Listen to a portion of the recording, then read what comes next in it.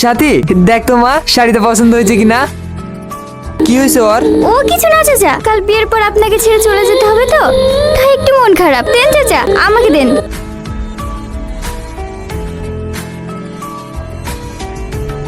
চাচা শোভানগর কোন দিকে? এদিকে 10 কিলোমিটার সোজা চলে যাও, যেই বাঁ দিকে। কেন এত মন খারাপ করছিস বলতো? ওর কথা ভুলে যা আর নতুন করে সংসার শুরু কর। বুড়ি রেডি হলো? হ্যাঁ চাচা। তাড়াতাড়ি লিয়ায়, মৌলানা সাহেব চলে এসছে। হে তো মেয়ে চলে এসছে। বসমা, আজলামপুর নিবাসী সামাদ শেখের একমাত্র পুত্র মোহাম্মদ রাকেশ শেখ। সাথী, এই বিয়ে হবে না, আমি সাথীকে ভালোবাসি। কে তুই? আমি আরজে রোহান, আমি সাথীকে ভালোবাসি আঙ্কেল, ওকে নিয়ে যেতে এসেছি।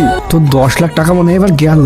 না না, কথা নেই বার্তা নেই, তো ভালোবাসি বলে হয়ে গেল। বেরিয়েছে এখান থেকে। সাথীকে না নিয়ে আমি কোথাও যাবো না। দেখো বাপ, আজ আমার মেয়ের বিয়ে। আপনি একটু বোঝার চেষ্টা করেন আঙ্কেল, সাথীও আমাকে ভালোবাসি। এইভাবে হবে না, বেড়া এখান থেকে।